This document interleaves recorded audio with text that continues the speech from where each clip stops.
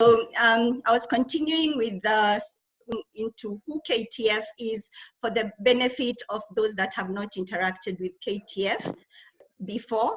And if they've heard of KTF, probably they do not know how KTF works. KTF is a membership of private sector associations. And we have the private sector members that are made from Kenya Association of Hotel Keepers, and Mike is the CEO there. Kenya Association of Tour Operators, Fred is the CEO there. Ecotourism Kenya, Grace is somewhere listening, and she'll be a participant shortly. Kenya Association of Travel Agents, we have Agnes. We have KCTA, Julius, I believe you're somewhere. PERAC, which is the fun part of the industry. We, Doc Polo, that's a tongue twister. And then we have the KAO, Kanol Waithaka, I am sure you're there. That is who makes KTF. And KTF, we stand as a single voice for the private sector in Kenya. And I've given you the constituent members.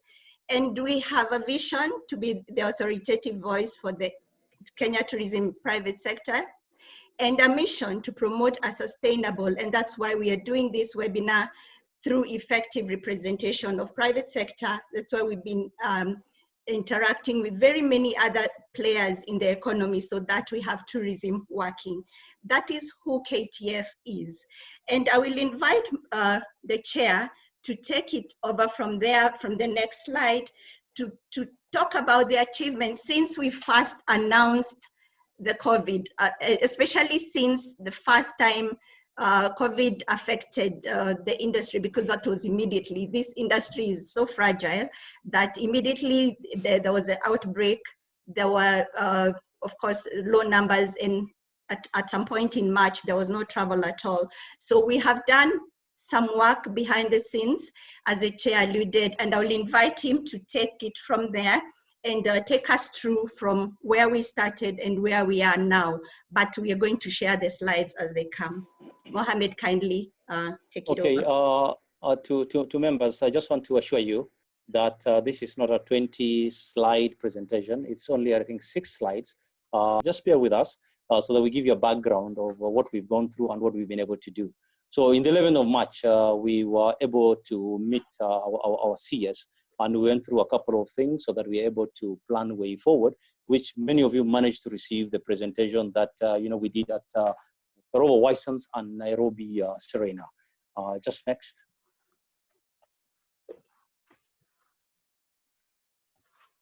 And in response, our CS with KTF, we managed to organize several meetings on your behalf. One of the meetings was to meet the Minister for Labor, where Mike Macharia and Isabel going to comment later on the discussion that they had. If you look around, you'll see that one of the industries where the labor things are have been handled in a very harmonious way, thanks to the what can I say, we link up with all these the unions and the works committees in various companies so that we have a harmonious working relationship. And I think we have a lot to learn from KHC. We've been able to do that very, very well. Then the other meeting that we've also had is with Kenya Bankers Association through Central Bank. We had Jimmy Karaoke with Mike Macharia. We went to meet the governor of Central Bank. They also gave us time, and we clearly told them what we want. And specifically for the members who are servicing loans that they've taken locally. And we're all very aware that interest rates in this country can kill. It's extremely high. You're servicing the interest. On the other side, you're serving the principal. So those are servicing the principal. So these are some of the things that we are addressing, and to help industry players who are serving huge loans so that they're able to navigate these rough waters. If we can get 3 months or even 6 months moratorium, so that by the time probably we are recovering, then it's all much made easier, for us. So these are some of the association, rather the industries, or rather the other sectors that have been able to engage. We've also had a chance to engage the CS for finance as well. This is how we managed to deal with the issue of the amendment bill that was going to give us almost 8 new taxes that are brand new. These are some of the things that have been there in the past, and we've been able to drop them and it's coming back. So those are some of the good news and the presentation that we're making so that you at least understand that Susan and team have been working behind the scenes. Susan, next maybe. I think that's our history. We're all aware about that. Next. Yes, and then another key thing that we did as KTF was to come up, as soon as it happened, was to come up with a guiding policy on cancellations. That is way before the skies were closed and before flights were all abandoned. That was on the 5th of March. We are now working on another guide to help people so that you are able to present it to your supplier, to your partner, so that we are all together on this. Remember, we need to think win-win. We don't want a scenario where somebody thinks that, well, it's my time, and they can think win-loss, because tomorrow we need each other. So it's very important that you don't leave anybody holding the wrong end of the stick. So that cancellation policy that we developed, we are going to give another one which is updated in coming days. And the recent development of yesterday, where we had the CS announcing that some restaurants and outlets are allowed to open between 8 to whatever 5 p.m. We are very much involved as KHC, which is an affiliate organization, to make sure that it's very important, critical, that health-wise, the health and safety is addressed, and we don't end up, creating another avenue where we start getting, infections. And I just hope that that is addressed, and we're engaging the health ministry very closely on this, because the earlier we flatten the curve as a nation, it's going to be easier for us. I won't go through the slide anymore. One other thing I want to tell you, you're all conversant with KEPSA, Kenya Private Sector Alliance. Kenya Private Sector Alliance is all the private sector bodies in this country. And we have a seat there as a chairman, and our vice chair, Fred Odek, is also seated there. So two of us represent your interest. And we have a forum on tourism and wildlife, and include conservation. We present our paper every Monday. Every week, we've been having this meeting for the past 2 months. I just want to assure you that we are very much on the high table, and we are not being pushed to the side. With those remarks, Asante sana, Susan. Thank you, Chair. I would like to add that, of course, the Chair will not blow his own trumpet, but he was one of the appointed members of the committee, the National Response Team. So kudos to you, Chair. Just to touch on that very quickly, this is mainly just to raise funds. And today we had a board meeting where we've raised close to 2 billion shillings so far. And the money, I just want to assure everyone here and all Kenyans listening to me, everything is above board. We want to assure you that every single cent will be accounted for. The few members who have already contributed, we encourage you to do so. We are buying close to $500 million worth of PPEs. That is specifically the clothwear for the medics, and the N95 that cannot be produced locally, and the medics don't have them. Remember, if it's only the medics who are able to sort this out for us. If we don't protect the few medics that we have, it means that it will take us a longer time as a country to flatten this curve. And if COVID does not go away, then tourism will not recover. So it's very important that you keep in mind that it's in our own interest that we play a role, and rest assured that we'll make sure that all the right things are done in terms of where we spend the little money that we receive. Thanks, Anna. Well said, Chair. We are glad that tourism this time has been included with other economies, because previously tourism has been left out. So without wasting any other moment, Mike, welcome and give your remarks. Okay. Thank you very much. I was just trying to bring in a colleague from Perak, Ui. Not sure whether he's on the panel now. Because he might have one or two things to say. So thank you very much. I'll just take you through this very quick slide. And it's about starting mainly around 4 areas. And the first one is how to deal with staff. What are the provisions of the law? How do we work around them? And what are the emerging employment and legal issues? Then my colleagues will discuss the business aspects and everything else that comes with it. So these are the legal provisions.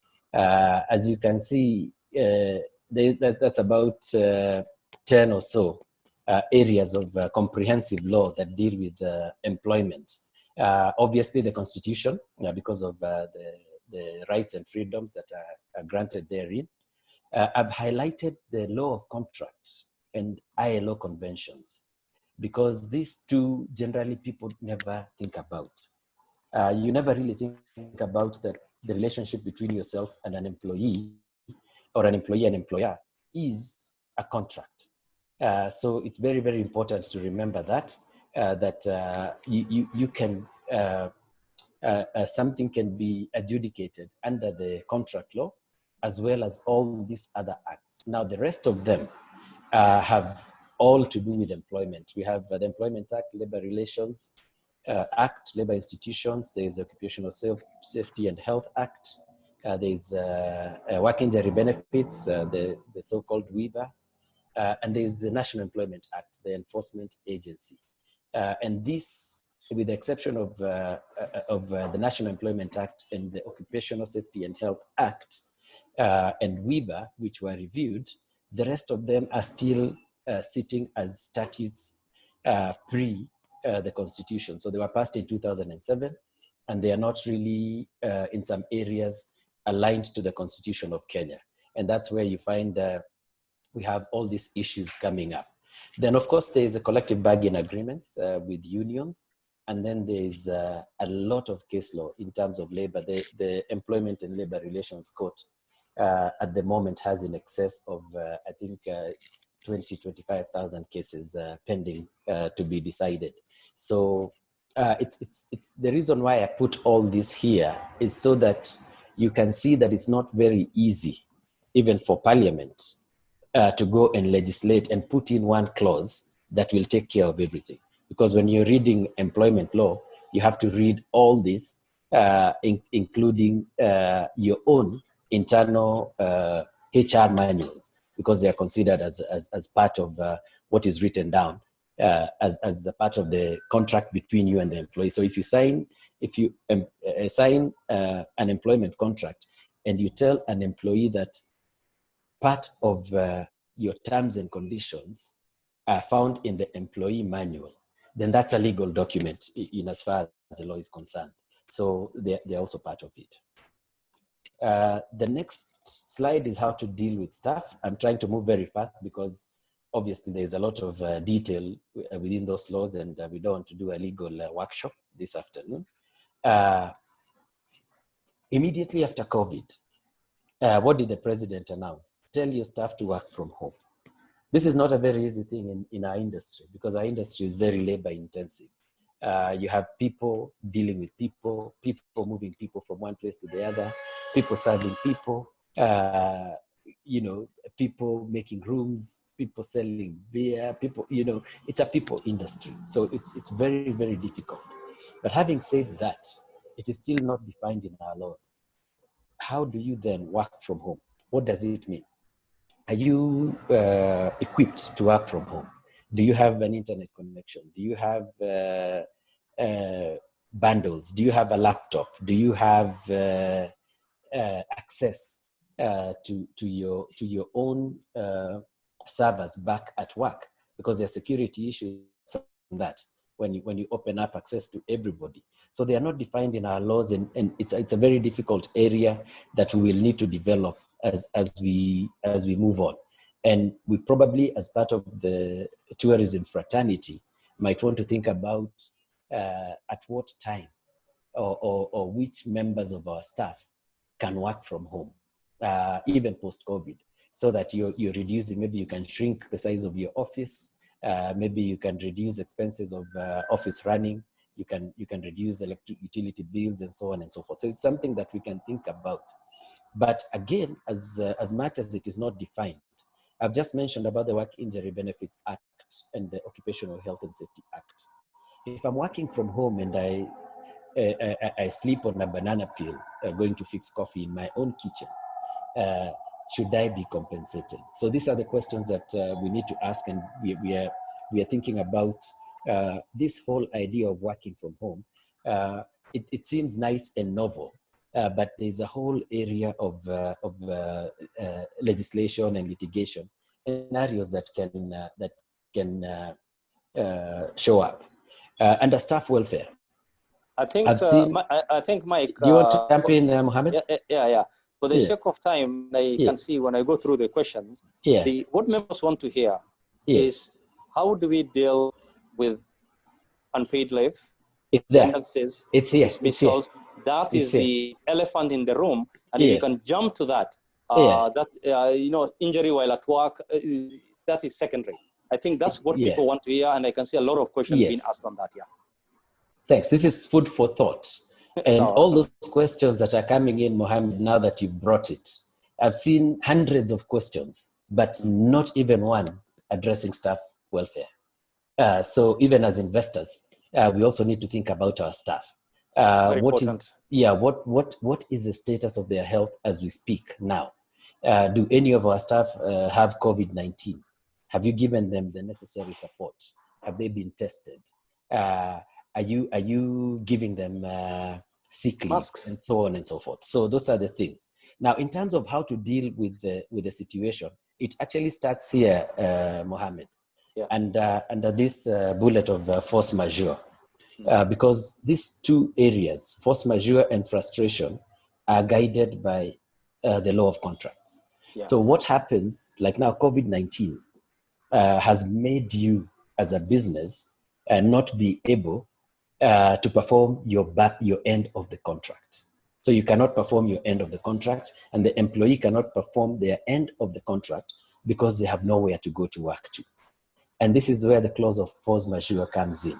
Now, unfortunately, in most of our employee contracts that I have seen, even in my 30 or so years in the hotel industry, I have never seen a force majeure contract on an employee contract. I have never seen it. So it's something that you cannot fall back on at this point because you don't have it in your contract.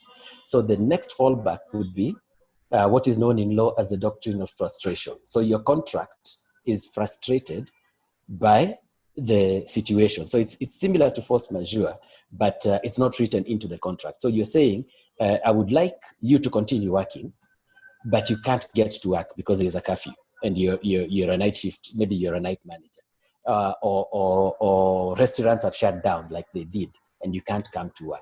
So you can cite, this can now be brought into the contracts, and you can, in legal terms, it's called implication. You can imply this into the contract, take this to pay your pending leave and notice, and you're discharged of the contract. But you would have to do that for each and every staff member. So you cannot post a notice on the notice board and say all contracts are frustrated. You will have to go into each and every contract, and because you signed a contract between you and each and every member of staff, and you will now tell them that the contract has been frustrated because of this clause. Now there's the issue of termination, and I will handle this together with redundancy and dismissal. And these are the ones that were being legislated. So again, you may terminate, giving the conditions of the contract, and terminate the contract. You may declare redundancy. Under the employment law, this is quite expensive because you have to pay some monies for each year, and so it's a fairly expensive. So where we are at the moment, we are looking at a very expensive exercise for a company that has more than 10 employees who require to be paid redundancy benefits that exceed a period of 6 to 7 months in terms of payroll costs. So it becomes very, very expensive. Dismissal is out of the question because mostly dismissal is as a result of gross misconduct. And this situation we are in now is not nobody's fault. So you cannot then go and dismiss staff. And this is what Senator Sakaja and the MPs were trying to bring into the law. Then there's insolvency. Insolvency is where you declare that you can no longer continue for obvious reasons. For those who are in the finance world know, when your cash flows are negative, you're insolvent. Now, under insolvency, you can actually petition the Minister for Labor to allow you to pay staff through the National Social Security Fund. So NSSF has some money, but the process is quite lengthy. And then the problem is, once you declare insolvency, you'll now be guided by other areas of law, such as company law, which means you must go and wind up your company. So when you want to come back, it will be difficult. So you benefit from NSSF, but you lose your company. Let me go to where now, navigation. This is where you are talking about, Mohammed. There's one thing you can do. You can get into a deal for reduced salaries. Now, the scenario is twofold here. The law, the way it's structured at the moment, you cannot reduce employee salaries without their consent. So you would need to invite every employee, explain the situation, and then agree on a reduction. The position of the law is that that reduction, be it 25% or 50%, needs to be refunded when things get better. So that's the position of the law. You have, as we had put in our memorandum, we said send everybody who has accrued leave on paid leave. Then, after that, give them unpaid leave in rotations of 2 weeks. So you're having people working for 2 weeks, coming back after 2 weeks, working again for 2 weeks, and they're earning half a salary. So what you're doing in effect is you're actually reducing the salary of the employee by 50%, but at the same time, you're reducing their movement. You're not forcing them to come to the workplace on a daily basis. So it is assumed that the expenditure is also less, and then you're moving the consumption now from your place to their local place. So that's the whole idea of the unpaid leave. Now, the unpaid leave assumes that the businesses will go on. You remember a week after the crisis hit us, we shut down everything. We stopped flights, we stopped hotels from operating, we stopped restaurants, tour operators cannot move, airlines cannot come in, travel agents cannot book tickets. So it put us in a situation whereby now we have these people, they're typically at home, but they're told that they're on 2-week rotation of unpaid leave. But in actual fact, they are doing nothing, they have no work. So we are putting 50% to stay put at home and hope it get better. Now, all these three things you can only do with employee consent. So the employee has to sign a variation of the contract, and that variation has to be refunded, whether it's paid unpaid leave or whether it's a reduction of salary. Now, this is where collective bargaining comes in. When you have unions operating in your system, the structure of the labor relations is such that you have a shop level union shop that operates in your business, and a management level. So those two are the first bipartite of the relationship, shop and management. Then from there, it moves from shop, it goes to the branch of the union, branch and management. Then it moves to the national office of the union, office and management, or in this case, the association that has signed the CBA. Now, for us in the hotel industry, we have a stopgap measure in between the second and the third level, known as the Joint Industrial Council. And this is where you take all your grievances and they're listened to. And if that doesn't work, then you go to report to the Commissioner of Labor. The Labor Commissioner will appoint a conciliator. If that doesn't work, they end up in the industrial law. So collective bargaining gives you around 5 levels of intervention before you get to the labor codes. Now, the meeting that we had with CS Labor and Balala, what we were asking them is that allow us to do these things, these 3 things here. Allow us to do those 3 things. Allow us to put it as part of a collective bargaining agreement, so that when things get better in 2021 or 2022, these guys don't come back and say, you owe me money, or you owe me leave, or you owe me days that I did not take. And how do we do that? The CS Labor brought in the Commissioner of Labor and said, oh, you guys, since you have come up with a memorandum, we have agreed here, we have a gentleman's agreement that there will be no enforcement as a result of this memorandum.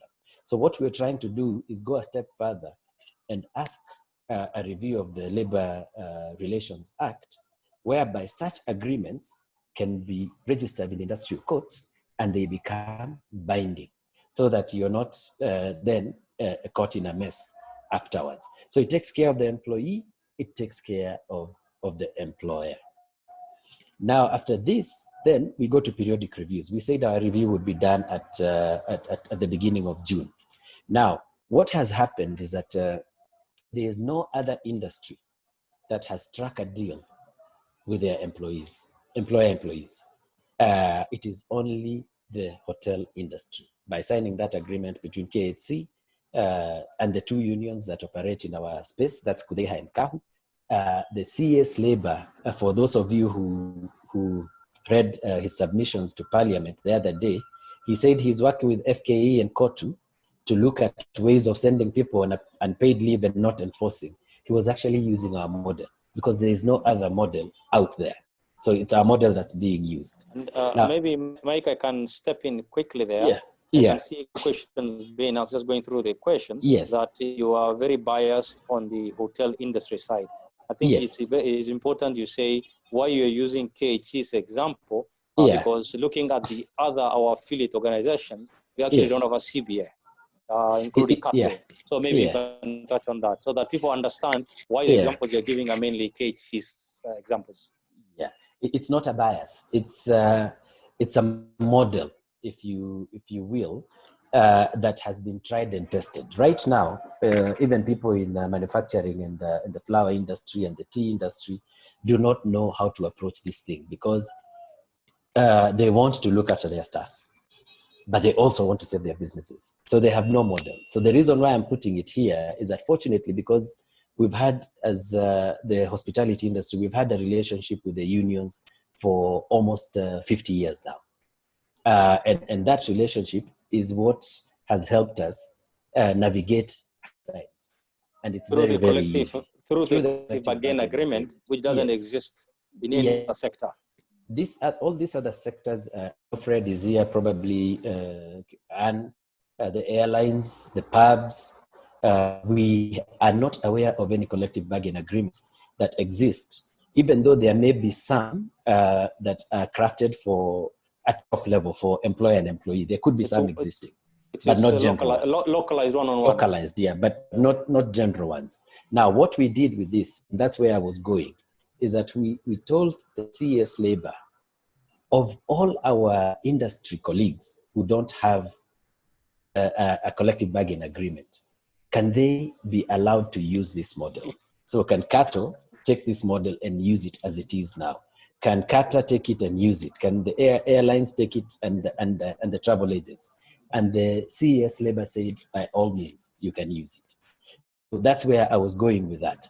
So we'll do a review in June and see how things are, and then continue. There's this thing in yellow here, tripartite relationships.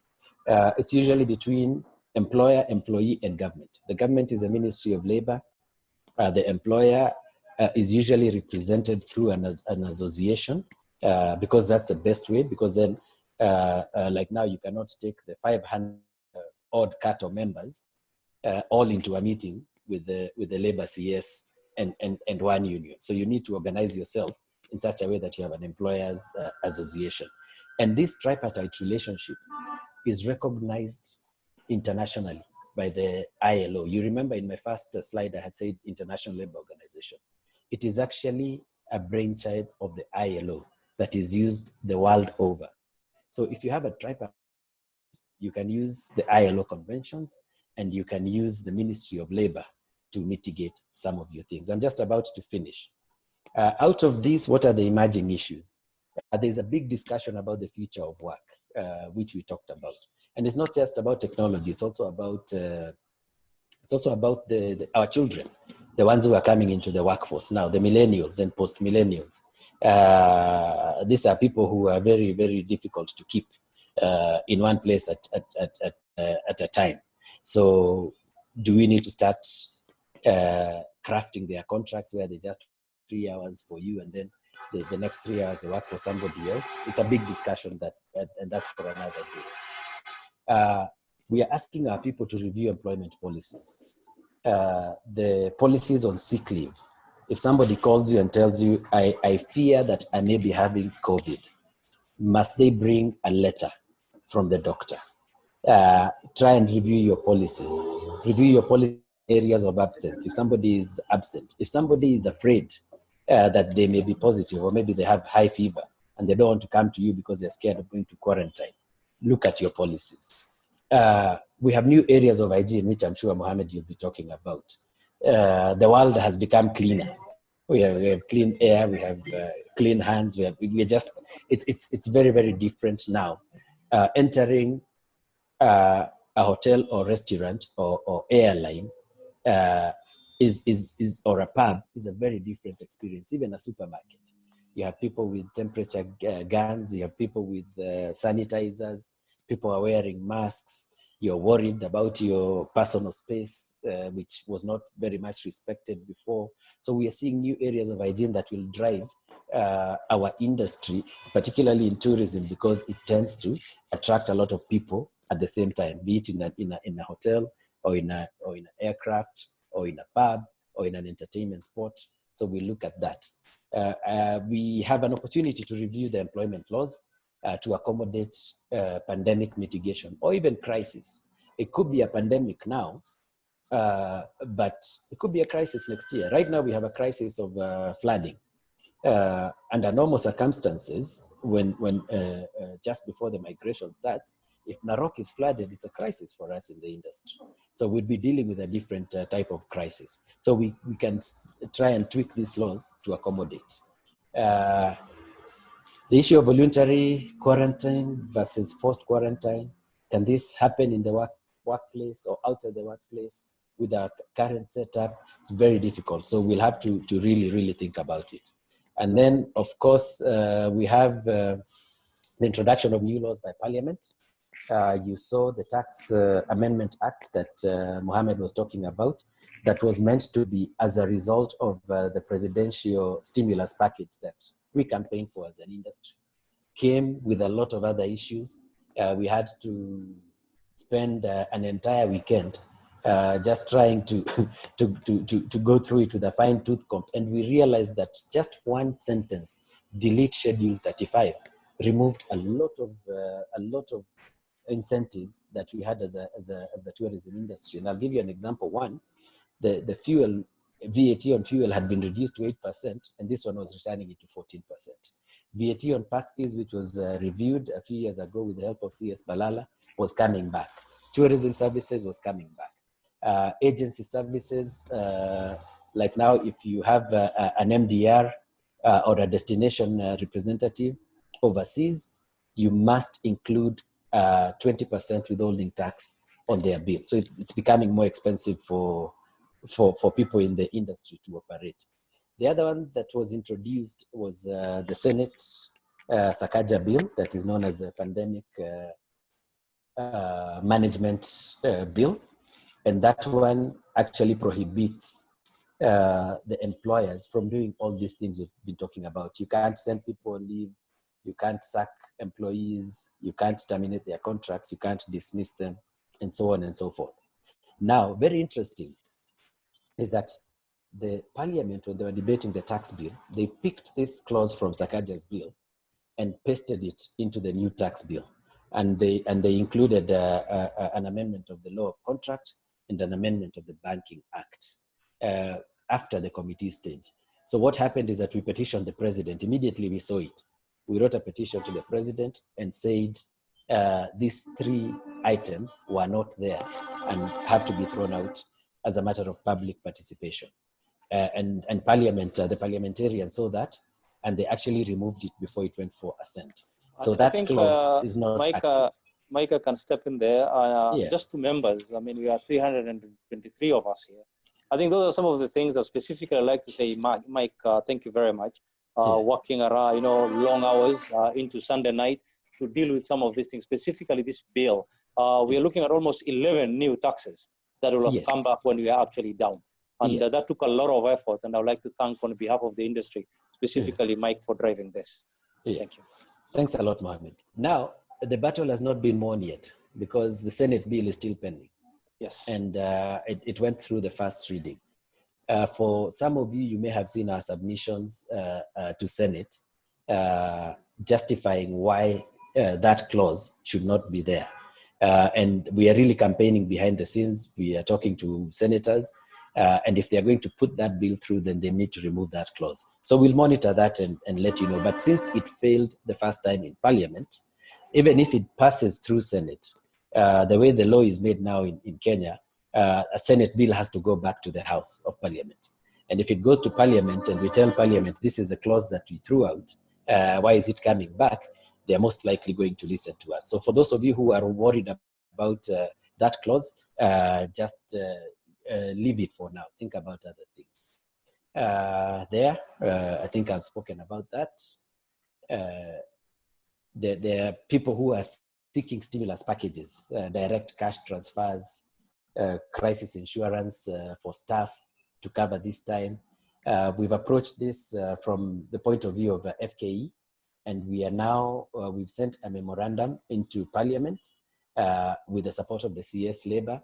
We can have some pandemic or crisis insurance where something like this happens, then employees have some money they can draw from for at least 3 months. So they sort their affairs instead of just going home with nothing.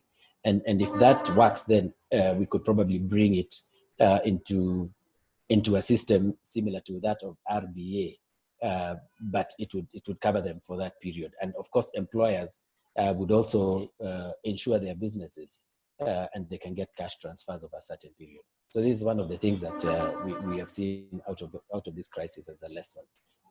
Flexibility on loan repayments and low-cost borrowing. I think Mohammed spoke about that when we talked about bankers. And then, of course, there is tourism recovery planning, which is an issue for another day.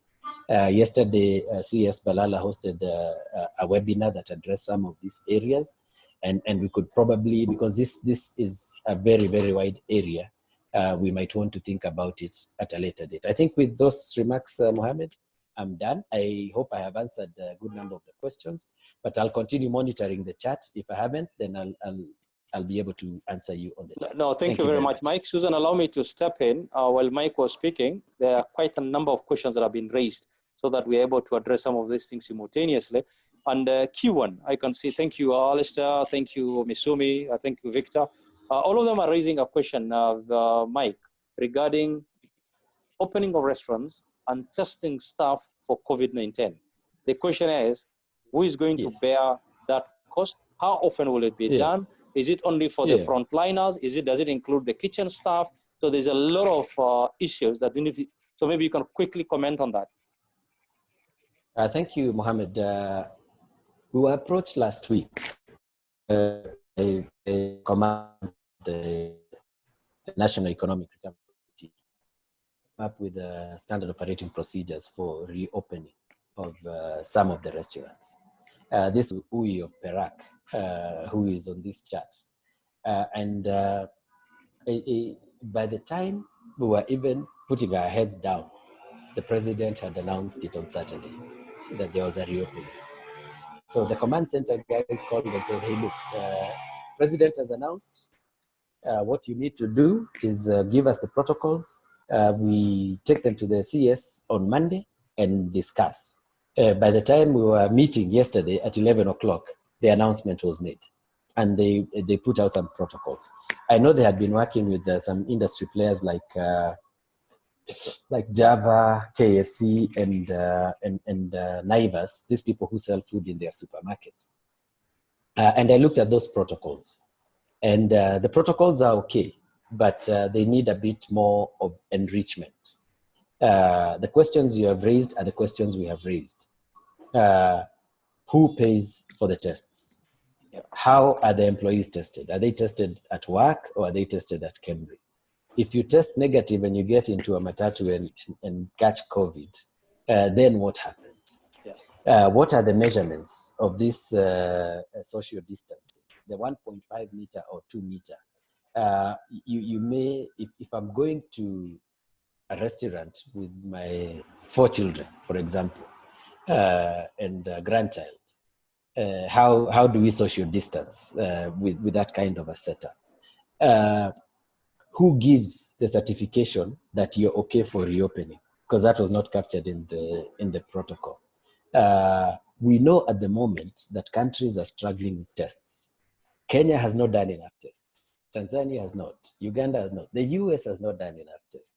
The UK is struggling to get to 10,000 a day. So obviously, we don't see a situation where the government will stop the testing of suspected cases and shift this in a massive way to hospitality industry players. We have supermarkets, we have security guys who have been working throughout. So it's a protocol that we need to work on. And between Perak and ourselves, we'll come up with something that we can send to the CES labor. In fact, today I was live on one of the TV stations, and I said we are not ready. Some of our members are not even happy that this is going to happen because they've not seen the mitigation curve of COVID. So we will work. Hopefully, we'll have something that we can present by the end of the week to the CES and say, thank you very much for your protocols, but we think these are the additional protocols that should be taken. And if anyone out there, particularly industry players, have any ideas of what we can include, you're free to just send me an email or WhatsApp message or text, and we'll include. But the truth of the matter is, we are not ready. I think as an industry, we'll have to go out to the position that it will take us at least 2 weeks. I think, Mike, we can pack that, and then what will happen is that the way we've agreed, the groups that we're going to form moving forward will be addressing, this thing. So back to Susan, so that you can now guide us. Thanks a lot, Mike. Thank you, Mike. I could hardly interrupt because I think that's where the burden of the thing is, because every employer is wondering how to deal with staff. But Mike, you mentioned something very interesting. Maybe I'll just say it again. It is about the staff welfare, because if we have to have our staff feel that they're being cared for, even as we're doing the other business. And before I bring in Agnes, there's a question from a travel agent, Blue is, and the question is, how does a travel agent work from home, yet their work involves flights and visa mostly? And I mean, we are on a lockdown as it is. So as I bring Agnes, I just thought to bring that so that we can pick it. And then Agnes, as you come on board, the other question also for you is, somebody is asking from Travel Trade, is customer is insisting on full refund, and you're not able to do that, so you're stuck between the customer and and these are issues that we all need to address. Karibu, Agnes. Karibu. Thank you very much, Mr. Chairman and Susan, and ladies and gentlemen. First, I would like to begin by sending out condolences for the people who have lost their lives and succumbed to the COVID, and to also encourage us, because we are dealing with a very unprecedented situation, and this is a time where our adaptability and agility is really being put to test. Let me step back a bit by giving a bit of a background about what is happening in the travel and the aviation industry. Based on the recent data that we received from IATA, for the period January all the way to April, as at yesterday, the industry has lost about 42% of its total sales on BSP. For the month January to April 2019, the travel industry had generated 13 billion in terms of BSP sales. For the period January to April 2020, as at the 27th of April, we had generated 7.3 billion on the BSP sales. So what we are looking at here is 5.5 billion that has been lost. And all these are BSP sales that we shall never have an opportunity to recover again. At the same time, the industry has ground to a halt. And right now, the travel industry, the truth and the reality is that, we have to wait for a vaccination to be found by the scientists. Once that vaccination has been found, it will already give us an immediate stimuli to enable the travel industry to bounce back into operation. The second thing, and I know WHO, CDC, and also the European Union, they are working aggressively in terms of coming up with a COVID-19 health certificate. So again, all these measures must fall in place prior to the travel industry, coming back. The third condition that needs to happen is that the international borders also need to open up. Travel industry, 100% is hedged on aviation. In the absence of airlines, the travel industry does not exist. The reality for the travel industry is a bit gloom and doom at the moment, but I think it's important that we speak from a point of truth so that we can manage the expectations going forward. In the travel industry, we also measure our success based on the number of travel agents who are remaining open. And the outlook has been very positive. When we look at the travel agents who defaulted during the period January to April 2020, we are looking at a total of 5 travel agents. Whereas same period in 2019, we had a total of 6 travel agents who had defaulted. So that is a strong indication that the liquidity within the travel industry is very strong, and that it also shows that the travel agents are very resilient. So when we look at April going forward, the outlook all the way into summer, the travel industry is very bleak because all the bookings that the travel agents were holding, most of them have been converted into refunds, and others have also converted into rebookings for future travel. Some of them have been converted into open tickets where the travel is not definite. But again, the reality when we look at what is happening around the world, in Europe, in US, and in the Far East, the only gleam of hope that we are seeing in terms of travel is what is happening from the domestic point of view in China. We have minimal travel that has already picked up. So what we are seeing is that because of the full impact in Europe and US, then at the end of the day, our summer sales have 100% been affected, and hence the industry is 100% on its knees. The other reality is that according to, again, an assessment that had been done by IATA as of last week, they are estimating that out of the 300 BSP participating airlines, it's only 30 of them, 30, who have the financial capacity to remain liquid and to remain open for the next 3 months. So how is this affecting us here locally? The impact of this is that, there are some airlines who are already going into insolvency. We have already seen what has happened with South African Airways. We've seen what has happened with Air Mauritius, and what recently happened to the Virgin Australia.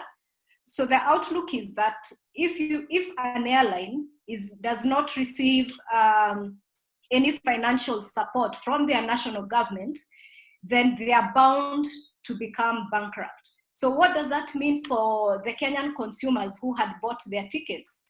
It means that the travel agent will only refund a passenger as and when they collect the refunds from the airlines. So because of the constrained liquidity within the aviation sector, refunds are not being processed at the rate at which they were being processed at previously.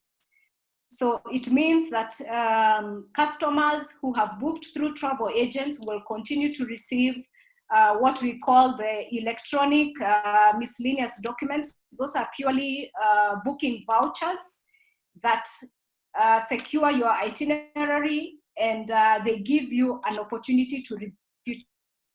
So of course, this is a huge point of crisis for us in the industry, because the travel agents, remember, have already paid for this money. They remitted for these sales already to IATA, because we are on a fortnight remittance to, you know, to the BSP.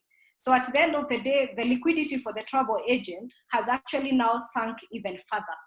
And going to the point of, you know, what are we envisioning going forward? What happens to the travel agents, because their core business is to sell tickets, and hence airlines are not operating.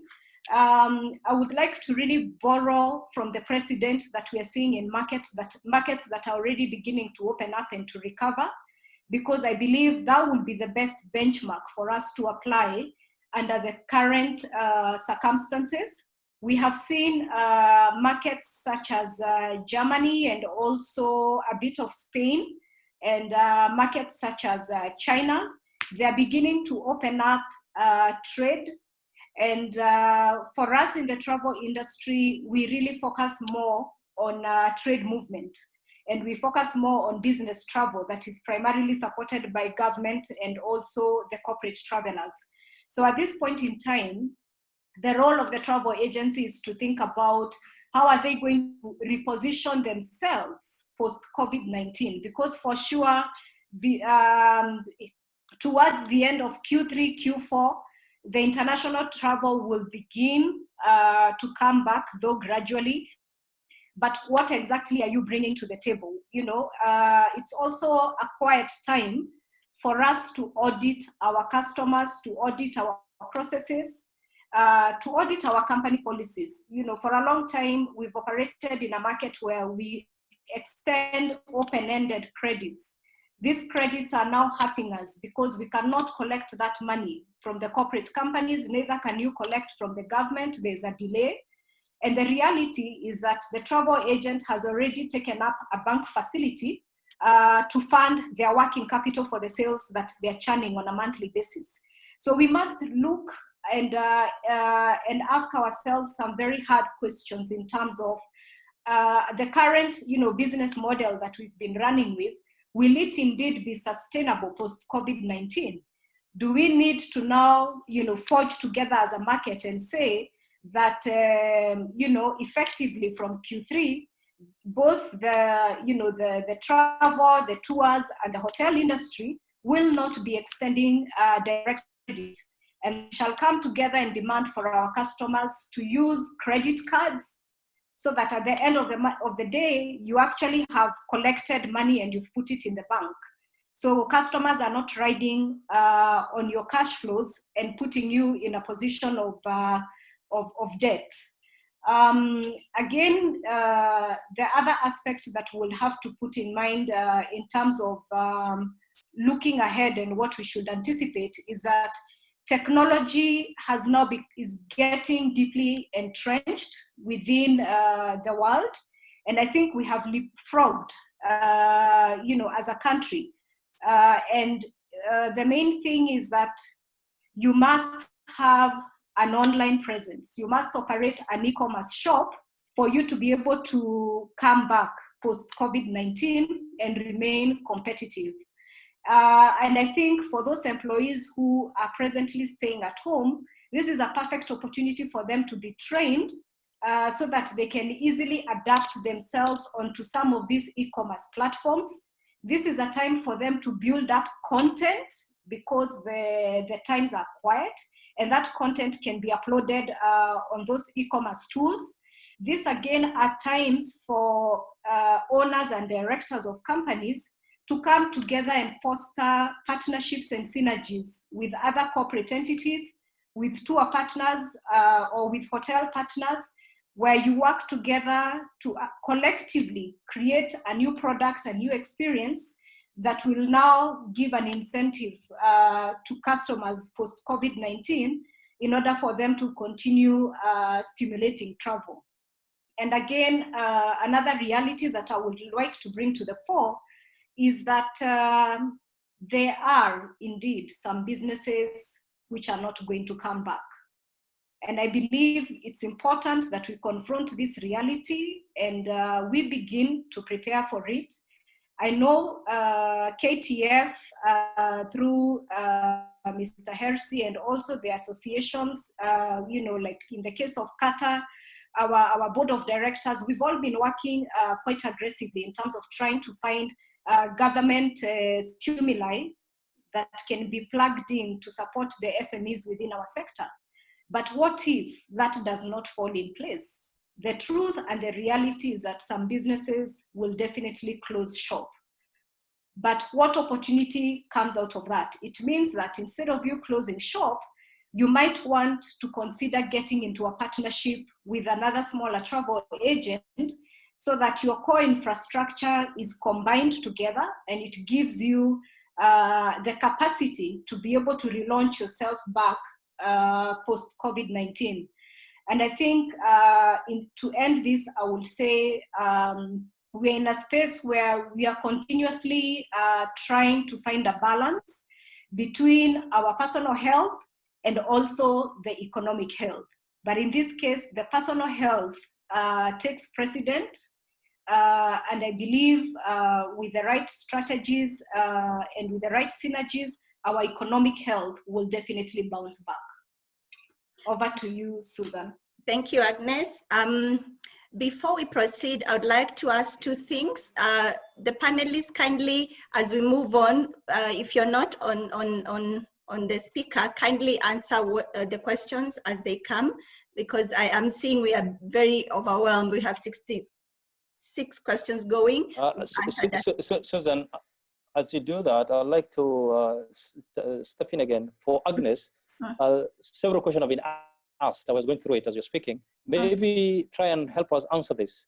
Someone is asking, how soon will international travel resume? How soon are we going to see airlines coming back? Of course, you've really covered it, Q2, Q3. While we all want to be optimistic, and I'm an optimist, but reality is, it is not as, it's easier said than done. Maybe you can just touch on that quickly, because some members are asking, when are we going to see flights coming back? And of course, the other one is for the Kenya coast, when will charters come back? Maybe I'll touch on that later on, but let's talk about Nairobi and the flights that we all are aware about. Thank you, Mohammed. I think I would want to hedge my answers based on the research that is ongoing from IATA on this question. The IATA projections are that international travel will only begin to open up in Q4 of 2020. And that is going to be very gradual, and the opening up will primarily be based on your short haul flights.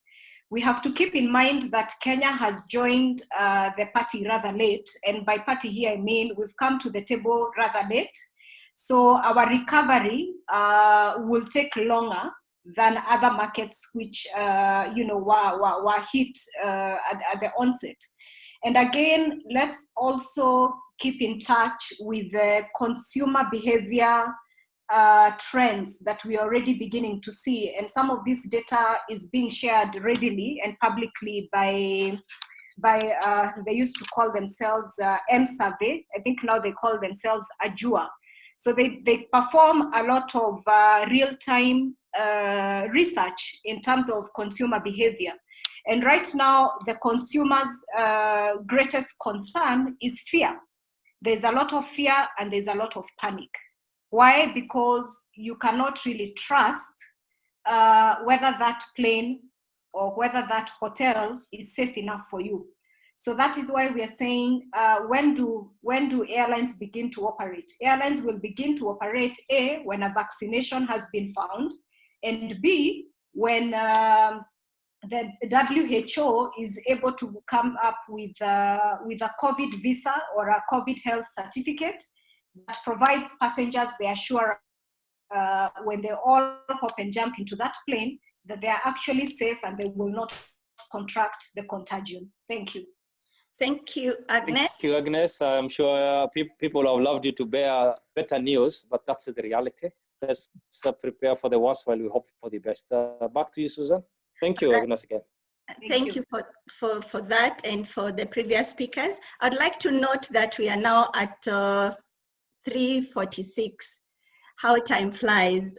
So that's why I was suggesting that as we go on, the questions, the Q&A have been directed to particular panelists, and we have brought on board the other CEOs of the association so that they can also chip in into answering these questions. So we move on from there. Then we have the last panelist to speak, who is Fred.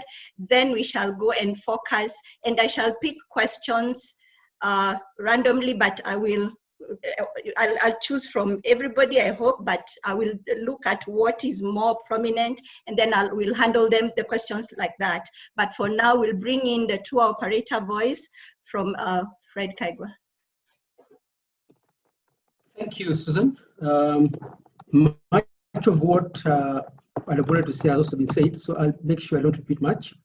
But just like the travel agents, the two operators, I think, were in the front line of being affected by the COVID.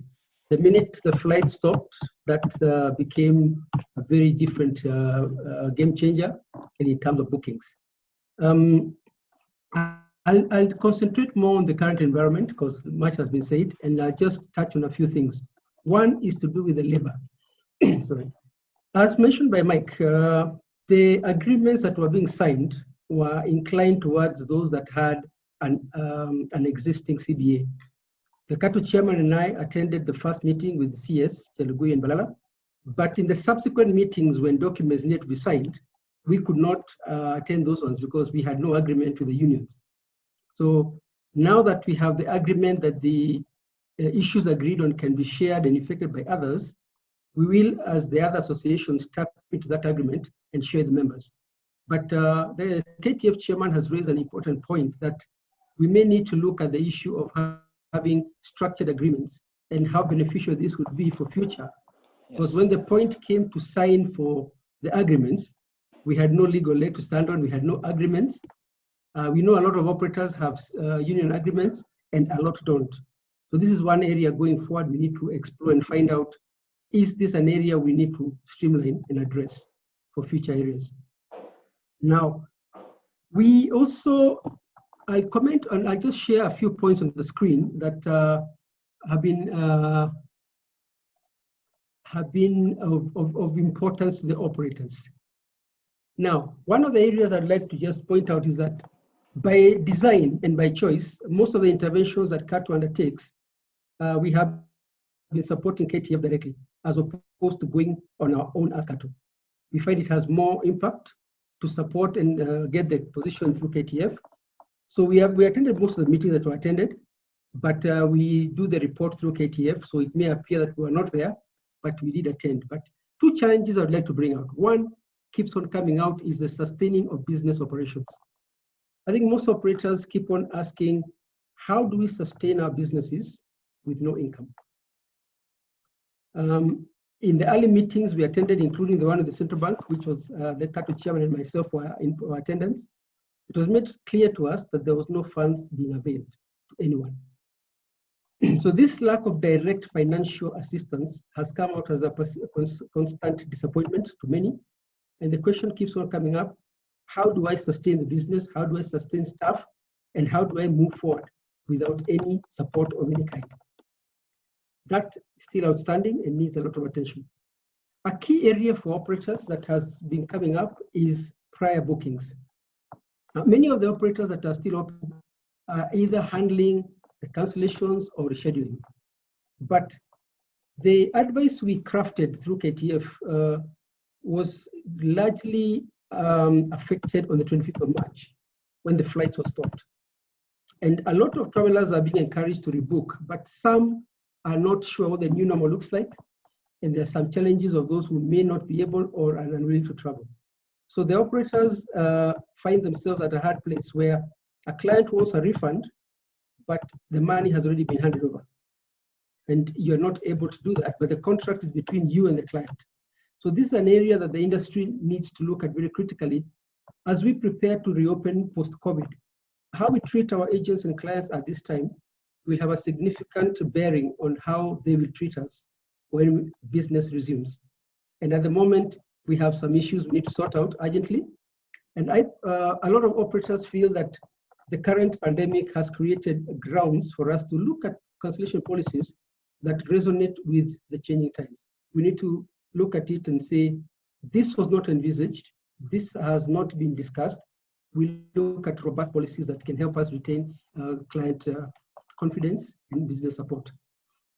Another area that is a big challenge, I think, was the financial commitments.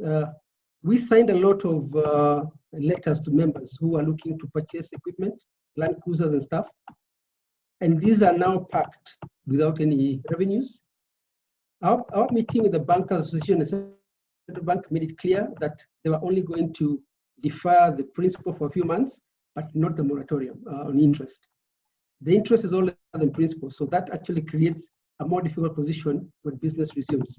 And the banking fraternity was very clear that they were not willing to talk about the interest. So this is an area we still need to pursue and find out how can we help members who are sitting on large loans that are not performing. And the other area which also we do need to revisit is that of statutory obligations. Much as it's acknowledged there's no business and no money, taxes are still knocking. And quite a number have indicated that the 2019 taxes are not payable. And the monthly returns we're making in a few other areas. So we still need to go back and engage the government. We know they have given the tax interventions and the reliefs they've given, but a few more need to be revisited to see how those companies that are really going through distress because of the statutory obligations can be assisted. I think I'll stop there for now and I'll look forward to the questions. Thank you, Fred. Thank you very much, Freddie. Maybe Freddie, just before you leave, I can see many questions coming up from, and these days are where the heart of a tour operator. I can see tour guides and safari guides, people who depend on to make the experience memorable. They're all saying, you know, you big players, you always forget us as staff. We always, when you talk about staff, we always talk about hotel staff. We hardly talk about safari guides and tour guides. Maybe you like to comment on, because they're also on this forum, many of them. Thank you, Mo. One of the challenges that has always been brought out about the tourism sector is the seasonality in employment. If you look at jobs like safari guides and tour guides, a lot of them probably work from safari to safari. A number of companies have permanent employees, but a large number, I think, tend to subcontract the freelancers and other people who are independent guides. That poses a very serious challenge because at the point of the COVID-19, there probably was no existing contract in terms of the guide and a particular operator. So that creates a challenge in terms of how then do you connect the two, yet these are people in the industry and those who need to survive. So going forward, those are the areas that we do need to look at and realize that the safari guides, the tour guides, though not part of a particular staff in a particular company, do form part of an industry that we shall need when we resume. I hope yeah, thank you. Thank you. Moving forward, I would like to just sample a few of the questions that we received, especially the ones that started streaming in immediately or even before the session began. And then from these questions, we'll open up a session of online live asking of questions. And I've already seen 2 hands that were raised, so we'll go to that. But the questions I have scanned through, and what I see being asked mostly is that on the reopening of the restaurants and hotels. And I know Mike spoke about the protocols that we are working on. But I would like to bring in Perak, that is Ui, so that he can speak on the end of the pubs entertainment, the Perak group. So Ui, come in as you answer to this one. Ui. Ui has muted his mic at the right time. Yeah? But as you answer that, maybe back to Agnes. I can see members have also asked from travel trade, but also hotels are also affected. And maybe Mike, you also come in here about pending bills. We have a lot of money sitting with government that we've been promised that we paid. Even through KTF'S, we've been told that. But a lot of people are still not yet been paid, be it a hotel, be it a travel agent. And today, let me tell you, if that 350 million or half million was paid and given to the industry players, will go a long way, to help us. Maybe Mike, you can comment on that? Yeah. Thank you, Mohammed. I think we might want to invite Said on the chat to talk about that, because we sent out a note to all our members and said, give us a listing of all your pending bills. How was the response? Because our CS had requested in response. Okay, good. We collated and we forwarded to CS Balala, and this issue is actually being PS Safina. And we got confirmation that those bills are actually with CS Treasury, Ukuri Atani. So it's, but if Susan, you could allow Said or any of the MOT members to address this issue. I know they need a bit more information, but the meeting that I attended with CS Atani, what we presented there is, compared to other industries, we are not owed as much. So for us, it could be 300 million, 400 million. But the industries like the medical industry that is owed about 7 billion.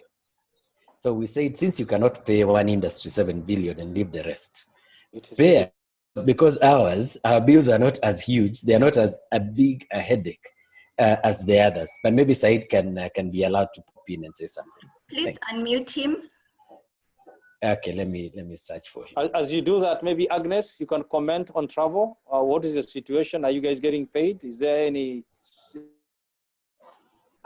For the travel industry, we are still in limbo, and our situation is becoming worse by the day.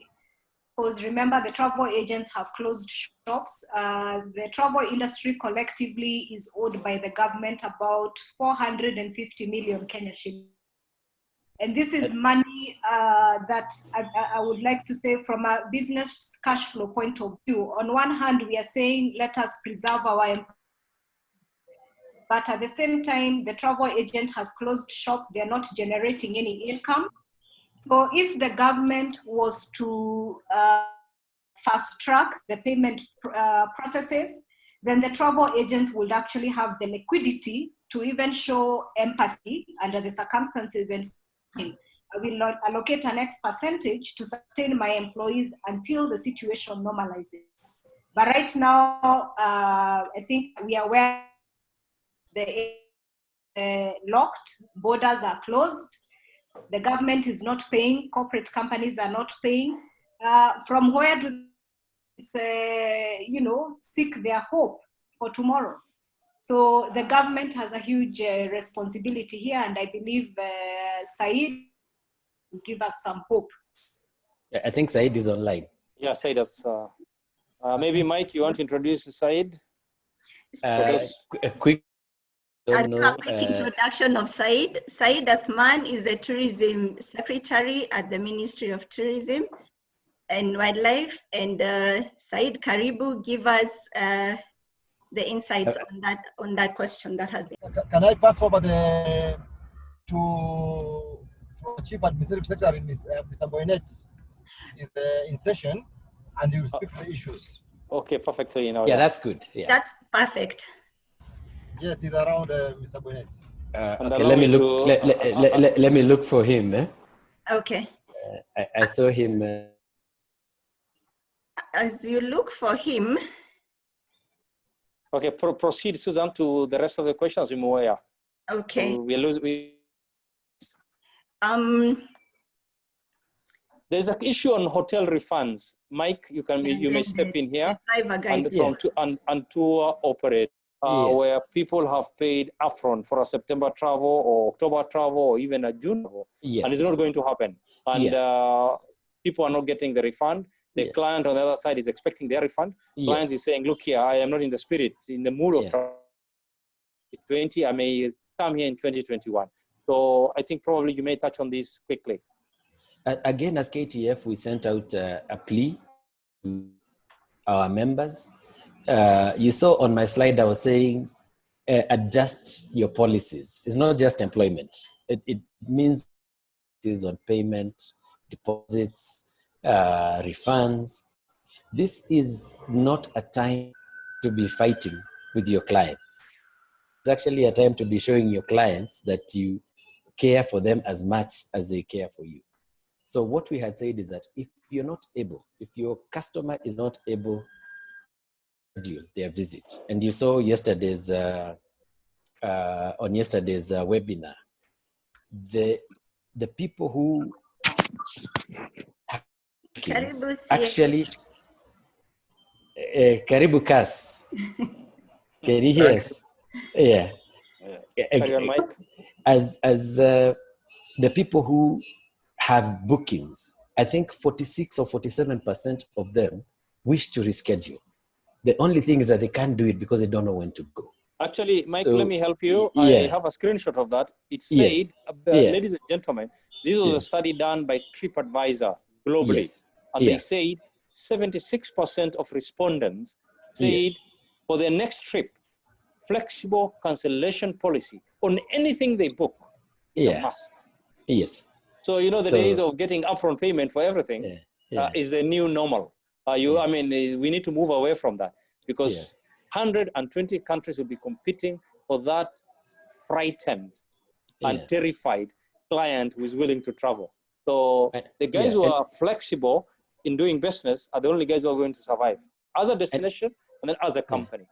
And if you have to hold on to the cash because you have to pay to your staff, let the client know. Just be honest with the client. Just say, look, because of this situation, I also want to keep my staff. So let me hold on to this cash. And when things get better, I'll refund it to you. And that way I'd like to thank hotels, especially the big players, and even some of the boutique hotels have come up now. And I think as much as they mentioned, it's quite impractical to get the refund, but at least now they're allowing you to use your credit for any other client. Because at one point, some of them were very difficult that you cannot even transfer it to another client.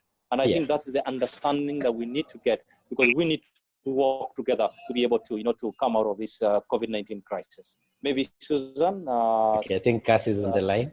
Cass is on try the to line. get him back. Karibu.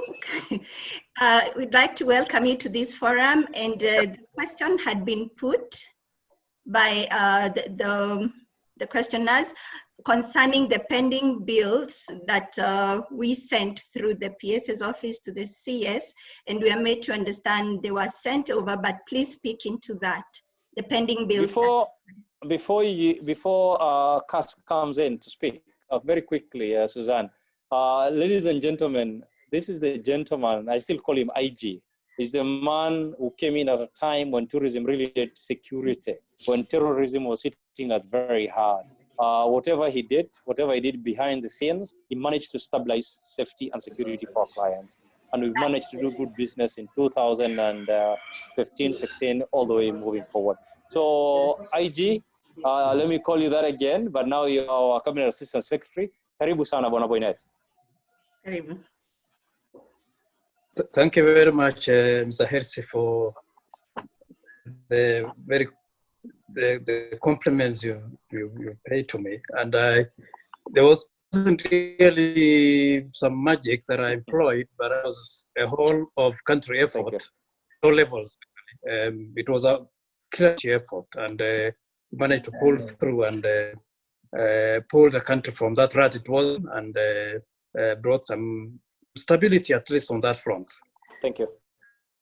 But unfortunately, as we were perhaps kind of sitting on our laurels that we are done with that one, then a bigger disaster struck us, that we are now trying to find ways of getting ourselves out of it. But as you said in your introductory remarks, it's not something that is affecting our country alone. It is a global thing. So it is now a whole of humanity effort to pull together and find ways of getting rid of it, as it were. Now, having said that, I want to make a couple of remarks, and I'll attempt to respond to some of the very specific questions put to me. But in the first thing, I really want to pay tribute to KTF for putting together all the industry players to engage in this forum, share experiences, and attempt to find a collective way of bringing back the industry to its rails. Once we have put COVID-19 behind us, and you've heard from the very many interventions. I don't know whether you can hear me well. Yes, we can. Okay, very well. I'm saying that I'm encouraged that we are all in one accord, that the coming world is whereas it may not be clear to us at this point in time, we are certain that the coming post-COVID world is totally new and totally different, and that's why you have terms that have been used elsewhere that have become now quite fashionable, such as operating as a new normal. Now, having said that, I also want to thank, in this respect, Mr. Irisi specifically, because I've seen an article he has penned. I think I would encourage each one of you to have a look at it, because he's really painted how the future might look like and how we need to prepare for the new normal going ahead. Now, with the specific question about the pending bills, I'm afraid I may not have a straight answer as of now that I can give you, but I'll certainly pick it up with the PS and if need be with the C, and give you an answer through Mr. Hersey. Number 3, just to give you a heads up, is while you're also preparing, we are on our own part as government also getting ready to operate in the new normal.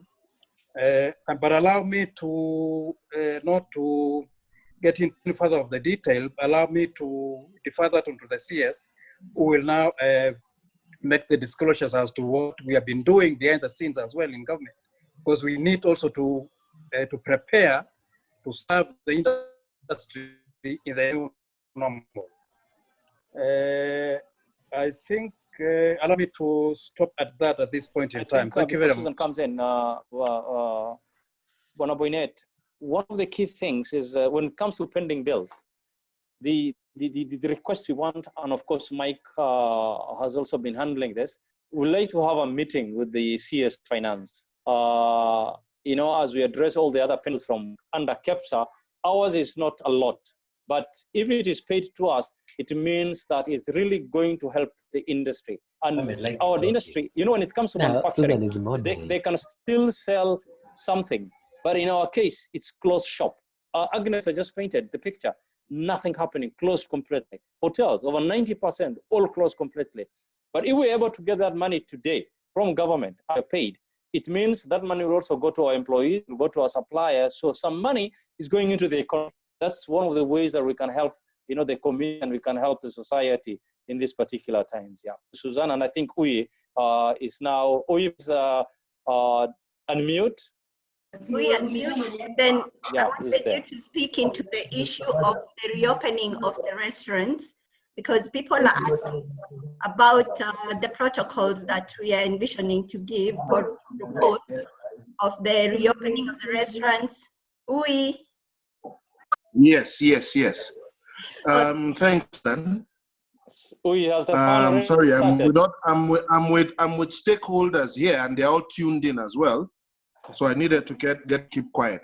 I'll take my lead in the emergency response memo 40 of 27th of April 2020, which was yesterday, that had very specific instructions. And then I will also say this, that as industry players, between KHC and KTF and PERAC, there have been series of meetings we've had since yesterday and today, trying to understand the core drivers of that memo 40. But as PERAC, our position is this to our members and industry players: please do not rush to open, because we understand, or we believe, and we want to, and CS Chimiwa IG should be able to direct us, that there should be and will be sub-protocols in terms of the 4 verticals and in terms of what needs to be done for us to be able to open. A pertinent question that is being asked is, who's going to cover the cost of the vetting of staff? Where are they going to do it? Those are things we need to really sit down as stakeholders, which we're already working on as KTF, to identify that. The medical protocols are okay. We are grateful to government for at least layering the medical protocols or operating side by side the medical protocols with the limited space economic protocols. It will go a long way in helping us assuage a lot of the difficulties. But please, my appeal is that KTF, KHC, PERAC are right on top of that issue, and we are dealing with that as best. And don't forget, in the words of, if I'm not quoting wrongly, the president of Republic of Ghana, we know how to revive dead economies, but we do not know how to revive dead people. So whatever we're doing, we should understand that the frontliners are doing what they know best. We can only support to reduce the social pressure, Yes. the economic pressure, but we will take our bearing from the Ministry of Health, Ministry of Tourism, the Ministry of ICT, and all the extant ministries to be able to direct us. So that's my pertinent request and appeal to our 25,000 strong outlets countrywide. Thank you, Susan. You're As welcome. Susan, as UI signs off, Yes. I just want to tell members who are here, over 300, that UI is from PERAC, Pubs and Restaurant Association of Kenya. Is actually the membership is far more than all of us, the rest of us put together.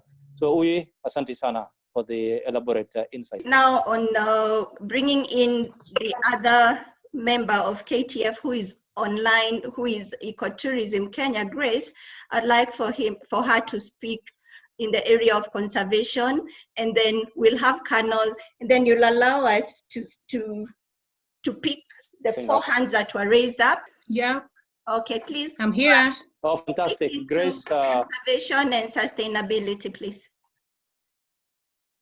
Thank you, everyone. I think the conservation industry is greatly affected by the COVID situation. You might all be aware that with the absence of rangers in the parks, issues of poaching will go up. The second challenge that is the feeding of these hotels. We encourage most of our hotels to employ local people. So in the absence of business within the hotel industry, then we are having a situation where many families not have a livelihood. So together with the associations that are within the conservation field, we are looking into an emergency funding that can go into supporting salaries for rangers so that they can continue with these very vital role that they play with conservancy areas. And also if we want to link them up with support where they get essentials like food. So this is still cooking. The details are not yet out, but within the next 2 weeks, we will be able to request you to join forces where we have an emergency fund, which we will all be putting our resources together so that we can be able to support in a comprehensive way. We are using the platform of Kenya Association of Conservancies, which is led by Dixon Kailo. And we're also working very closely with SEC and other associations. And we'll be able to do this in a coordinated manner. Thank you. Maybe Grace, I can touch on that again. When our vision, if I'm close to from the north to the south, from the east to the west, yeah, more than means that suddenly the rangers who look after these animals are jobless, they're not getting paid a salary. Then they've got the host communities that actually host this wildlife, they equal to sustain themselves. And then now that China is reopening earlier than anybody, then poaching may also come back. And that is the biggest threat that we have. So we come back just to discover that we don't have our wild animals. rhinos are being decimated or poaching has started happening. Then there's bushmeat as well, where we are grazers, which is not a good thing. So with Grace and the team behind conservation, we'll be addressing this. And I don't know whether Paula is also in this. She's a So we will be reaching out as we come to the end of this session. Some of the groups that we're going to form, conservation is key for us because safari is quite fundamental to Kenya. Thank you, Susan. Please carry on. Okay, Colonel Wedaka, now you're on. I hope you can hear me, Susan. Very clearly. But you're hanging. I had muted and reduced the volume without taking care. Sound. So thanks a lot. If you can hear me, I would just respond, and it's very difficult to respond to tourism because, as you know, their operations are cross-border operations. Domestic is just one of the products that we operate. But the thing is there to say that the air operators we speak today are still maintaining their aircraft, although they are not flying because of the general ban, even on domestic tourism. But non-operations are still being cleared, if on need-be basis. So domestic air operations, which may be tourism or is open as long as you get the clearances from the relevant organizations. Our difficulties is the nature of the aviation industry is that you consider safety first. So whether the aircraft is sitting on the ground or not, it must be maintained. It must be maintained on duty times and carried scheduled maintenance. And that is quite expensive and very difficult because you keep them together and you also keep the air crew on standby throughout. So those are the difficulties. But Susan, your question on how to address the domestic tourism, the aviation industry is ready. The aircraft are there. They are ready to move just as soon as the create. The problem is we don't know when that will completely happen. But over and above that is that we still need to think about aircraft, but the airstrips that they were. Today we saw some very worrying situations in the Mara, which is one of the favorite, that most airstrips completely flooded. And of course, you don't want to take an aircraft with passengers there, and you can't actually be able to safely put them on the ground. So the air operator, perhaps we are the most hit because we also support, like the baseline, we support the hotel industry, the road transportation of and tourists. So once the aviation industry goes down, most of the others will also kind of suffer. But very flexible as an aviation industry, and we are keeping touch with the regional in civil aviation, in International Civil Aviation Organization meeting just 2 days ago with IATA and AFRA and all the others. And we are actually ready to recover and move forward, all the other facilitating organizations will play their part. So I think that's how I can comment on that domestic. Yes, we are ready. Maybe just to point out as the last bit is that we are fighting to have what you call open skies, so that we're operating within Kenya, we become an open sky within the East African region, so that you don't have to go clearing through migration and things like that to visit. Thank you. I think, Susan, just before Colonel signs off, the one, Alistair Hemingway's asked her, and he said, the whole world will be trying to attract airlines to start coming back. You know, in the past, it just used to be chartered at the coast. But now suddenly, Nairobi, we have to look for ways and means to will be carrying Agnes and her team on travel trade. Now, we need to set, and this is some of the things we'll come up with after this session, on how to engage government incentives, even if it's probably for a limited period, specifically, so that we can get to encourage some of these airlines to come back, let's say like landing phase, whatever, what should they be paying so that they can come back? And then how prepared are we post-COVID when it comes to the airports? And these are, and I've seen Kenya Airport Authority also represented here. How do we move forward? And obviously we'll also be engaging CS and his team so that we can bring on board the transport sector, or rather the transport CS, so that some of these are able to move forward together. Yeah. Thank you, Susan. Thank you, Mohammed. I'm seeing time is 16:23. I want to request that we make an extension to about 5 o'clock because we have 4 hands raised up and would like to do a way forward. So we'll take only these 4 hands that are raised up. We address the questions that are coming across. Then these questions that have been asked on the chat, the panel will respond to them because some have been directly addressed to the panelists. And then once we take those four questions, the hands are up. And Said, you had raised yours earlier, so we have 5. Said, if you're there, you'll say whether you still want to speak.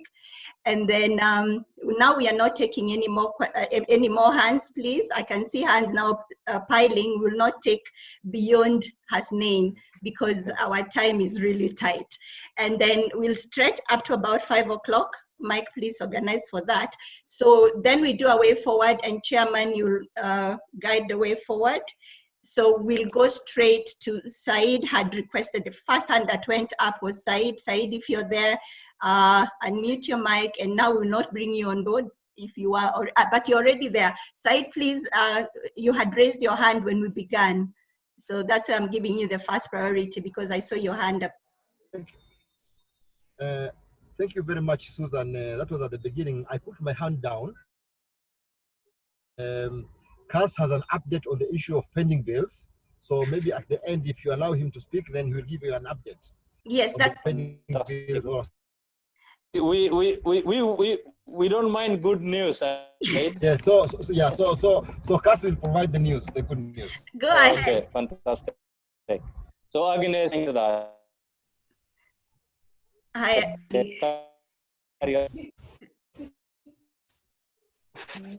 I've lost the trail. We are waiting for CAS. Do you want me to speak? Do I have the floor? Yes, please proceed. Please go on. It's all right. Well, thank you very much. Thank you very much. I have a bit of good news for you. In the interim, I very quickly contacted the permanent, and she has assured me that there are 2 classes of pending bills. Class 1 are the bills that are already. The process is already underway to clear them in the next couple of days. Then there is Class B that have documentation issues. Those ones are being processed as well in the normal way, and will all finally be paid. We are paying all the pending bills within the shortest time possible. So I think that should be the good news that you're waiting for. Thank you. I think what we will do is that Suzanne and all the CEOs, they'll be able, we already have the details which you've already sent, and then we give a status on each so that members are able to know when they will be paid, and if they have documentation issues, they're also informed so that they're able to, really need that money. Thank you very much, Mr. Harris. I think that is quite in order, and I'll advise get ready for you as quickly as possible. Thank you. Thank you. The next hand that is there is Monica Solanki. Monica.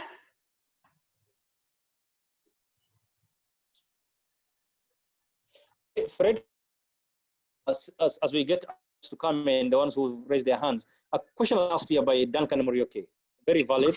It is in the era of social distancing, where that leaves to our operators. From 9 or 7 passengers, we're going to end up with 3 or 4, which means the costing will definitely change. And that's exactly also Agnes and Travel Trade, what they're dealing with. Maybe you not comment on that. I that question, and issue that had arisen in some of our discussions that the group in a tour package, normally for traveling, they came together, they're staying together.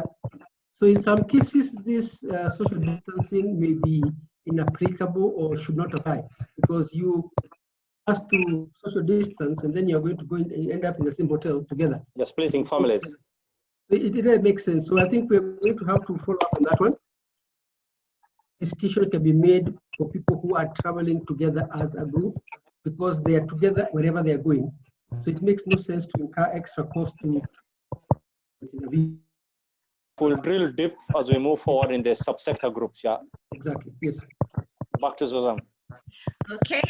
Hasnain, are you online? Your hand was up.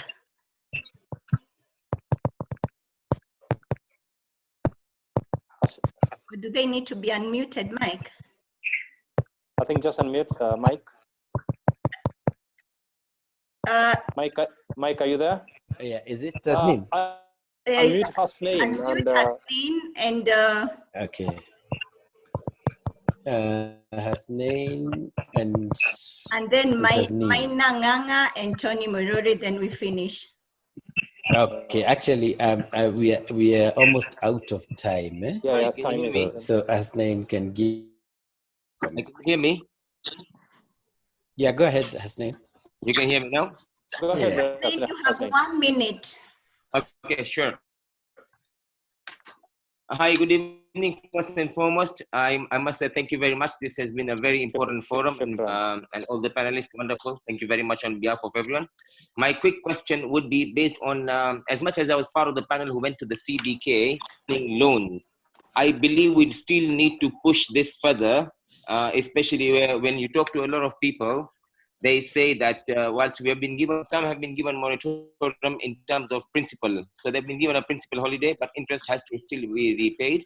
For some, there's a total freeze on payments, but interest is continuously charged. My question is, why should banks make money at the expense of other people and at the expense of other people suffering? Last time when we went with Mike to the CBK, we were dismissed by the governor saying that does he want us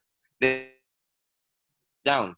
And we all know how much money that the banks make. They make monies going into billions of shillings. So I'm not saying that they should not charge interest. They should be charging at least half the interest rate. And I see just pushing in with the CBK governor might not yield fruits. Is there any other way that we could still push this harder? It's because we all know the property industry somehow relies on loans. Hasnain, your 1 minute. To fund all those heavy assets. Hasnain, maybe to answer you, firstly, thank you for finding time to go to CBK.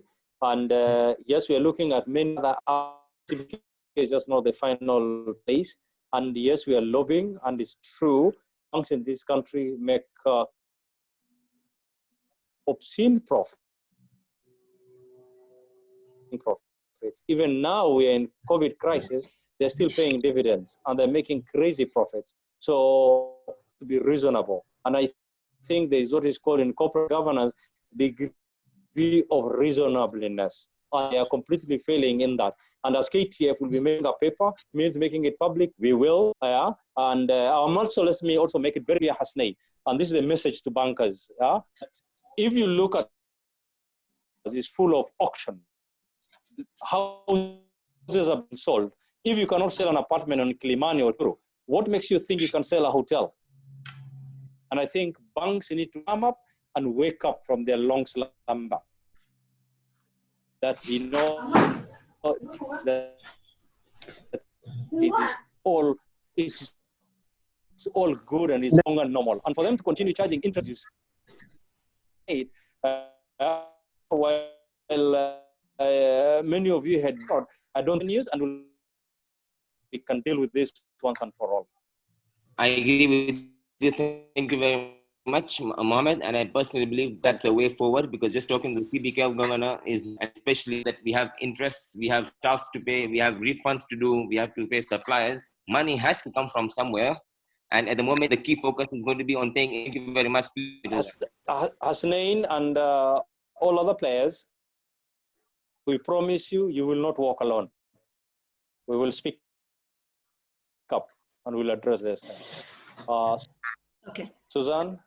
All right. I'm practically sitting on I'm crossing my fingers because our time is gone, but we're still up by 3 minutes. So, we don't know for how long this will go. So that's why I want to request, Chair, at this juncture, please take the floor, just in case we don't have much time to go. Thank you very much. Before we are thrown out by... May I suggest? Yes. May I suggest we hear from CAS before the two, because I think the issue of pending bills is quite important for these people. Mike, he spoke. So maybe we give CAS a chance. He spoke, Mike. Oh, after the request by Said, eh? Yes. Yeah, he has, he has done. Sorry. Asante sana, Mike. Very quickly, because I can now to get home, some who are already out and curfew is around the corner for those of you who are not at home. Today's session, ladies and gentlemen, is just a beginning. It will be with us for a while. We'll continue to have these sessions, and thank you very much for showing up in good numbers. I know some of you may be disappointed that you going to give you the solutions straight away. Trust you me, we don't have the solutions for you at a go. It has to take both to work together, identify the gaps, and how can we move forward. So today, I think we've made good progress. The discussions we've had today is going to be shared. So it's not going to be a talk shop, we're just talking and that's the end of it. We'll identify the things that have been passed. So many questions, the things that we are able to do. If we've not been able to answer your question, please bear with us, but we'll pack them somewhere and we'll be able to address them as we move forward. Now, for the sake of moving forward, we don't want us to be lecturing you. We want to form 5 subsector teams that we've looked at. We want a group for hotels, will be tours. The third group will be travel together with aviation. And the fourth group is pubs and entertainment. And the last, conservation. Because without conservation, there'll be no safari business, forget it. So we don't want to forget conservation. Now, we may now, but moving forward also what we've decided as a board at KTF, that we want a non-KTF board member, the hotel side, specifically for COVID crisis and post-COVID. Get that clear. We are not saying that you're replacing the chairman of KHC or chairman of CAT. No, we want to give you the opportunity to drive this because some of you have great ideas, and it's also said it's to throw stones. We want to welcome you on board. Please come and join us. So what we'll be doing, we will look for members. We are looking on each sub 7 members, and we want a chair, and we prefer a volunteer. So there'll be hotels, there'll be tours, entertainment, vision. Those 5 subsector groups, I think we will give you the terms of reference. And then in our next session, maybe next, you're able to tell us what you've discussed and what are the things you want to zero on. Let me also tell you this. Government will only listen to you if you look like you're organized. If they feel you're not organized, they will not listen to you. All right? And I believe we show them this, then they will have all the time for us. You can see even here, we have Cabinet Assistant Secretary, we've Tourism Secretary. All of them are here. These are government people. They have the confidence with us. We need to work together and show them that, hey, look here, we are aside, and these are the things you want. These are the things we want you to do for us. With those remarks, I think I'll now like to bring the session to a close. Thanks, Suzanne, for putting. Yes. Before you close, I had seen Betty Radier of KTB on chat. She had requested Betty about the invitation for members to send to KTB the links or the videos, the short videos. And I Please, can you unmute Betty? I wanted yes, I'm unmuted. Thank you. As we close, Betty. As we close, I just wanted for you to address that issue of members sending clips to you, to KTB, so that they can make the recovery videos or the encouragement videos. And you have 1 minute. Susan, and I will take 30 seconds. Thank you, Susan, and thank you, the panelists. As we all know, at times of a crisis, it's not for us to get buried and drowned. We must continue to be a destination that can be considered and ensure that we are top of mind. So to this end, we've requested members and partners in the trade. We would like to use any of the material that you have in your properties, any of the with your community, any interventions that you're doing with your employees to case how it is that we are in the crisis, but also to embrace what it is members are doing for their workers as well as communities and put this up. This is great information and fodder for people to consider to continue to remember and consider the destination. So that even yes, we're not going to be doing a selling job, but there's an opportunity to ensure that people remember that we as Kenyans not only destination, but have compassion and care for the people that work and support our industry. So thank you, Susan. Betty, before you go, Betty, the short clips that KTB did, there was a Swahili one, there was an English version. People are asking for more. Great. Yes, so I know you've planned in such a, if people are asking for more, even the questions, people are saying, yes, we want to see, at least we want to see something uplifting. Whatever you guys did, fantastic. Even Kenya Airways have come up with beautiful, nice clips. That's the sort of stories that we want to share with the world. Thank you, Mohammed. And we are on it. Now on to closing, and I would like to send us away with food for thought. And there's a question that has come. Is there a reason why there's no talk about creating offerings for domestic tourism? So I'll close with that so that we as business people think about tapping into domestic tourism, then the region, the continent, and eventually now we do things the other way around instead of what we are used to doing. So it's an unusual times, so maybe we try and do things in an unusual way. So that will be my parting shot, and thank you.